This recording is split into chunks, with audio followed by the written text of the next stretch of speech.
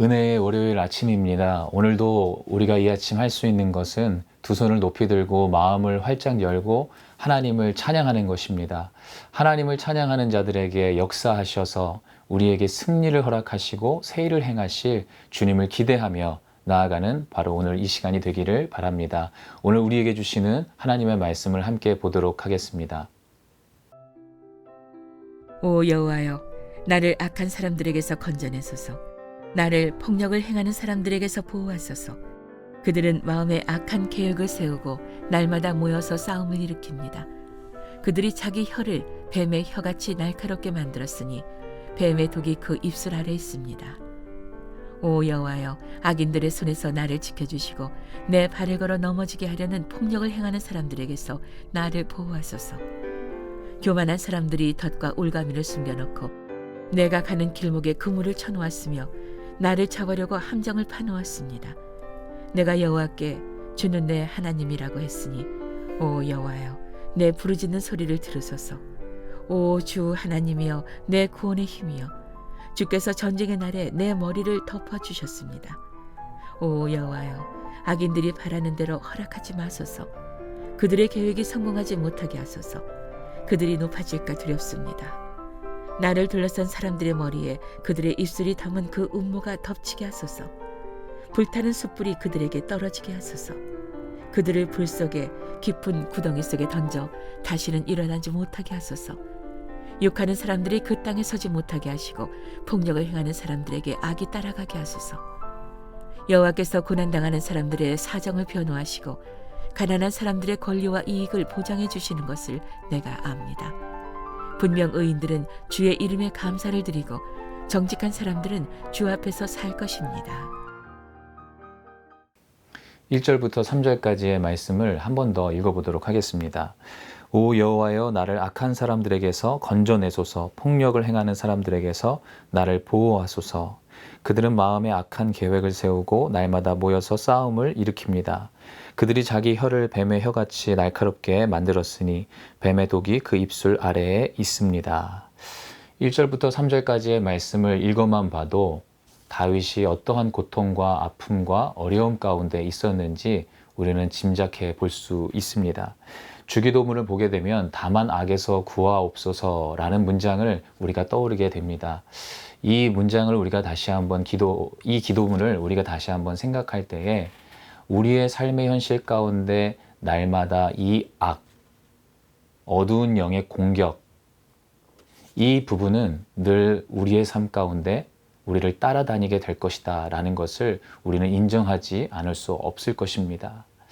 하나님을 믿고 따르는 자들, 예수님을 사랑하고 예수님의 그 길을 걸어가고자 하는 모든 자들에게는 날마다 시험이 찾아옵니다. 날마다 악한 영이 우리를 우는 사자와 같이 공격해 옵니다. 그래서 삶의 이 모든 현장이 영적 전쟁이다 라고 표현하죠. 그런데 때로는 우리는 이것이 영적 전쟁인 것을 알지 못하고 무뎌진 상태 속에서 그냥 살아갈 때가 너무나 많다라는 것입니다. 잘 알고 보면, 다시 한번 내 마음속을 깊이 들여다보면 내 영혼이 얼마나 상처를 받았는지, 또한 내 영혼이 얼마나 많은 공격을 당했는지, 그리고 내 영혼이 지쳐서 쓰러져 있는 것을 우리는 보게 됩니다. 영적인 공격으로부터 날마다 당하는 그 아픔과 그 어두움 가운데 우리는 놓여 있다는 것이죠. 그때 우리가 해야 할 것이 무엇이겠습니까? 이 삶의 전쟁터 가운데 승리를 허락해 주실 승리의 용사 되시는 하나님께 나아가는 것입니다. 바로 오늘 다윗이 행했던 그 모습과 같이 하나님이 나의 구원의 반석이 되시고 요새가 되시며 나를 건져주실 분이시다 라고 고백했던 그 고백이 지금 이 상황 가운데 있는 우리에게 필요한 고백일 것입니다. 과연 나는 그러한 고백으로 이 아침의 문을 활짝 열고 하나님께 그렇게 나아가는지, 아니면 무뎌진 상태 속에서 나는 오늘도 괜찮구나 라고 생각하며 그냥 어제와 오늘과 똑같이 살아가고 있지는 않은지, 하나님을 향한 우리의 고백이 바뀌어야 할 줄로 믿습니다. 그렇게 고백하며 하나님을 의지하는 자들에게 하나님께서 어떻게 역사하십니까? 7절 말씀을 함께 읽어보겠습니다. 시작. 오 주 하나님이여, 내 구원의 힘이여, 주께서 전쟁의 날에 내 머리를 덮어 주셨습니다. 머리는 우리의 신체의 부위 중에 가장 중요한 부위입니다. 그래서 생명이다라고 할 수도 있겠죠. 절대로 하나님은 우리의 생명을 그냥 놓게 만드시지 않는다라는 것이죠. 보호하신다. 우리의 생명을 계속해서 연장시켜 주실 것이다 라는 말씀입니다. 사단이 아무리 우리를 공격해 와도 절대 우리는 죽지 않을 것입니다. 그것은 우리의 생명이 하나님 손에 놓여 있기 때문에 그런 것이죠. 뿐만 아니라 하나님을 의지하고 하나님의 구원의 날을 선포하며 하나님께 나아가는 의인들에게, 하나님의 사람들에게는 더욱이 하나님의 생명이 우리 가운데 임할 것입니다. 보호해 주실 것입니다. 그래서 우리는 우리를 보호해 주실 하나님께 나아가는 것이지요. 두 번째 말씀은 많은 학자들이 이 지금 본문에 나와 있는 바로 이 악행을 행하는 자가 사울이다 라고 해석을 합니다. 사울과 그 일행으로 보는 것이죠. 사울 왕은 겉으로는 친절을 베풀었습니다. 친절한 것처럼 처음에는 보였습니다. 그러나 그 마음 가운데는 다윗을 해하려고, 다윗을 넘어뜨리려고 온갖 힘을 다 썼던 것을 보게 되죠. 그러나 다윗의 행동에 우리는 주목해 볼 수 있을 것입니다. 사무엘상 24장 11절부터 12절까지의 말씀을 한번 읽어보도록 하겠습니다. 내 아버지여 보십시오. 내 손에 있는 왕의 이 옷자락을 보십시오. 내가 왕의 옷자락을 잘라냈지만 왕을 죽이지는 않았습니다. 그러니 내가 왕께 잘못을 저지르거나 반역한 것이 아니라는 것을 알아주십시오. 왕은 내 목숨을 빼앗으려고 찾아다니시지만 나는 왕께 죄를 짓지 않았습니다. 여호와께서 왕과 나 사이를 판단하셔서 내 억울함을 직접 풀어주시기를 바랍니다. 그러나 나는 왕께 손대지 않을 것입니다. 이 사무엘상 24장의 이 말씀의 본질은 무엇입니까? 다윗의 이 고백과 행동의 본질은 무엇입니까? 죄는 미워하지만 사람을 미워하지 않으려는 그의 열정이었습니다. 왜 밉지 않았겠습니까? 왜 죽이고 싶지 않았겠습니까? 절호의 찬스였습니다. 다윗과 다윗의 사람들이 그 굴 속에 숨어 있을 때 사울 왕이 그 굴로 제 발로 들어온 것이죠. 당장 칼로 목을 베어서 그 원수와 같은 사울을 죽일 수 있는 그 상황 가운데 있었던 것이죠. 그러나 다윗은 그렇게 하지 않았습니다. 방금 우리가 본문에서 읽었던 것처럼 첫 번째는 하나님의 섭리를 인정했습니다. 그리고 내가 갚는 것이 아니라 하나님이 갚아주실 것이다 라는 그 신뢰를 가지고 있었다라는 것이죠. 두 번째는 무엇입니까? 죄는 미워하지만 사람은 미워하지 않기 위한 노력이었습니다. 이 말씀을 기억하면서 예수님이 떠오릅니다. 예수님께서 바로 원수를 사랑하는 표본이 되셨죠.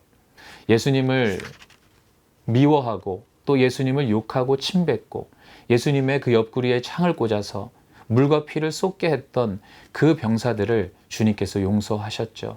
주님께서 끝까지 사랑하기 위해 노력하셨죠. 그래서 우리의 고통과 아픔 가운데, 이 상황 가운데서도 우리가 다시 한번 이 말씀을 기억해 내어야 합니다. 악인들이 우리를 해하려 합니다. 원수와 같은 사람들이 나를 힘들게 합니다. 나를 자유롭지 못하게 합니다. 그런 어려움을 주는 그러한 사람들에게도 오늘 이 다윗이 행동했던 것처럼 첫 번째는 하나님의 섭리를 인정하고 하나님이 나의 모든 것 되시기에, 하나님께서 이 모든 상황을 알고 계시기에, 이 모든 것을 갚아주실 것을 알고 있기에 하나님께 맡겨드렸던 것처럼 내가 원수를 내가 무엇인가 절단하거나 그를 해한 것이 아니라 오히려 원수를 사랑하라고 말씀하셨던 예수님처럼 죄를 미워하지만 그 사람은 미워하지 않기 위해 노력했던 그 행동과 그 본질의 마음이 우리 가운데 오늘 선행되어야 할 것입니다. 여러분, 오늘 이 다윗의 처한 상황 바로 여러분들의 상황입니까? 마음의 어려움이 있으십니까? 몸에 고된 그런 부분들이 있으십니까? 영적인 공격으로부터 또는 정말로 악인들의 공격으로부터 놓여 있지는 않습니까? 그러한 상황 가운데 다윗이 보여준 이 행동과 이 본질의 모습이 바로 오늘 우리들의 모습이 되기를 소망합니다.